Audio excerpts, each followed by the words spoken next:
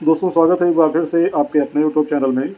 दोस्तों बात करेंगे 69,000 शिक्षक भर्ती में उत्तर कुंजी प्रकरण को लेकर। तो बहुत ही महत्वपूर्ण वीडियो है और इसमें हम जानेंगे कि कंटेम्प्ट का ऑर्डर कब तक आ सकता है और जो ऑर्डर आएगा उससे कितनी हैं उम्मीदें।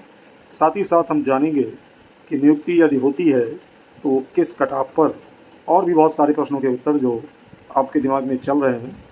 तो वीडियो को अंत तक अवश्य देखें और वीडियो शुरू करने से पहले आपसे अवश्य कहेंगे कि यदि इस चैनल पर पहली बार आप विजिट कर रहे हैं और आगे भी चाहते हैं कि इस चैनल के माध्यम से महत्वपूर्ण और ऑथेंटिक सूचनाएं आपको लगातार बिना रुकावट मिलती रहें तो चैनल को सब्सक्राइब अवश्य कर लें और वीडियो को हर उस ग्रुप में शेयर अवश्य कर दीजिए जिसमें आप जुड़े हुए हैं।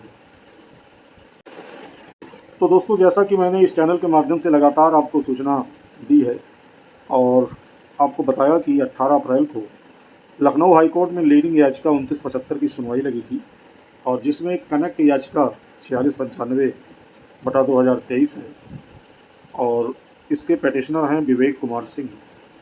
और ये उस बेंच मैटर से, हालांकि ये कंटेम्प्ट अलग हो चुका है और इस पर सुनवाई एक अलग लेवल की ही लगातार हो रही थी और उसी क्रम में 18 अप्रैल को इसकी सुनवाई फिर से लिस्टेड हुई कोड नंबर 17 में। और आपको बता दें कि इसका एडिशनल में लगा था सीरियल नंबर 3075 पर कोड नंबर 17 में और बेंच थी जस्टिस राजीव सिंह की और सुनवाई इसकी हुई। और सुनवाई में क्या कुछ चीज़ें हुई तो पहले आपको वो बता दें।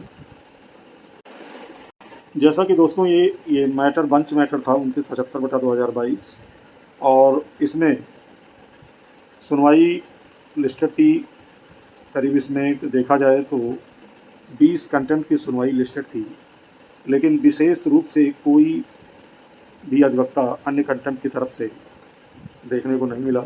और जो अधिवक्ता कुछ गए भी थे वो 2 बजे के बाद ये मानकर वहाँ से चले आए कोर्ट से कि अब इसकी सुनवाई यानी इस केस की सुनवाई का नंबर नहीं आ सकता।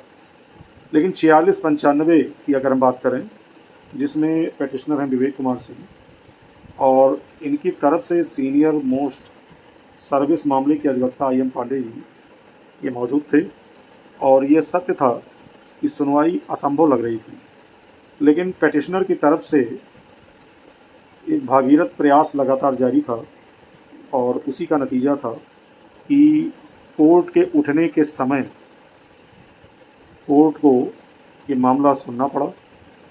और किस तरह ये प्रयास पेटिशनर की तरफ से किया गया वो चीज़ें यहाँ डिस्क्लोज नहीं की जा सकती हैं। और किस तरह सुनवाई हुई दोस्तों वो 20 मिनट से ऊपर तक चली और जो सीनियर अधिवक्ता हैं IM पांडे जी उन्होंने निरुत्तर कर दिया विभाग के की तरफ से जो पैरवी कर रहे थे CSC और जो अधिवक्ताओं का पैनल था। और कहीं ना कहीं पूरी तरह से कोर्ट पेटिशनर की तरफ से जो पैरवी कर रहे अधिवक्ता हैं उनके अकाट्य तर्कों से सहमत दिखी और कोर्ट ने ये माना कि आरक्षण मामला और उत्तर कुंजी मामला ये दोनों अलग अलग मामले हैं और कहीं ना कहीं विभाग अभ्यर्थी को गोल गोल घुमा रहा है। और इस पर कोर्ट सख्त हुई और सख्त होने का ही नतीजा रहा कि विभाग पर चार्ज फ्रेम करते हुए पर्सनल अपीयरेंस लगा दिया और डेट फिक्स कर दिया अगली सुनवाई की। और अब दोस्तों 5 मई इसकी लास्ट सुनवाई ये होगी।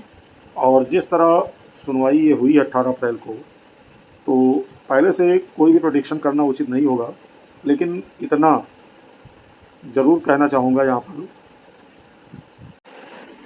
कि अब विभाग के पास नियुक्ति देने के अलावा और कोई भी रास्ता नहीं बचा है, क्योंकि ऐसे एविडेंस और अकाट्य तर्क प्रस्तुत किए गए हैं।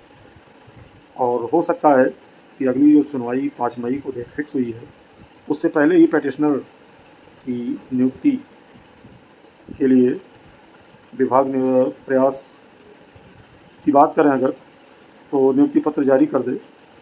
और अब 18 अप्रैल के ऑर्डर की बात करें तो दोस्तों 18 अप्रैल का ऑर्डर, चूँकि सैटरडे संडे था इधर और मंडे को ये दोपहर में या शाम तक एक अच्छा और बड़ा ऑर्डर देखने को मिल सकता है,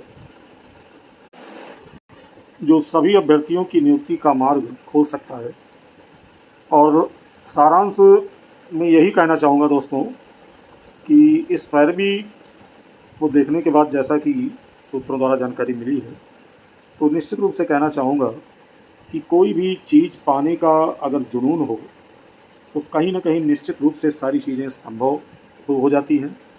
और यदि आपकी पैरवी उस लेवल पर हो तो न्यायालय को निश्चित रूप से सुनना भी पड़ता है, और यदि आपके पक्ष में गलत हो रहा है तो न्यायालय न्याय देता भी है।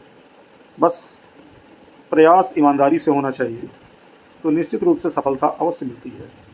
और ऑर्डर आने के बाद स्वयं ही अभ्यर्थी ये देखेंगे, उनको बताने की आवश्यकता नहीं है कि ये एक सिंगल बंदा यानी सिंगल अभ्यर्थी अपने संसाधनों का प्रयोग करके और किस हद तक पैरवी करके अपनी नियुक्ति कन्फर्म करवा सकता है। तो आप खुद सोच सकते हैं कि चूक कहाँ पर हुई, जो अब तक नियुक्ति से आप वंचित रह गए। और अगर आगे बात करें कट ऑफ की, जैसा कि लोगों में एक भ्रम की स्थिति उत्पन्न की जा रही है कि थर्ड काउंसलिंग का कट ऑफ लगेगा कि एनओसी का कट ऑफ लगेगा, तो दोस्तों भ्रमित ना हो। और आपको मैं बताना चाहूँगा कि नियोक्ता विभाग है और विभाग को ही नियुक्ति देनी है, ना ही पेटिशनर कोई कट ऑफ लगा सकता है, ना ही न्यायालय लगा सकता है कट ऑफ। ये विभाग को तय करना है कि वो किस कट ऑफ पर नियुक्ति देना चाहता है। तो वो चीज़ें अभी ऑर्डर आने के बाद और विभाग के स्टेप लेने के बाद ही कंफर्म होंगी, तो उसके लिए भ्रमित ना हो, ना ही किसी के बहकावे में आए। ऑर्डर की प्रतीक्षा कीजिए, और जैसे ही ऑर्डर आता है आपको इसी चैनल के माध्यम से सारी चीज़ें बताई जाएंगी और समझाई जाएंगी। तो वीडियो में इतना ही। बने रहिए आगे की लेटेस्ट अपडेट के लिए चैनल के साथ। बहुत बहुत धन्यवाद।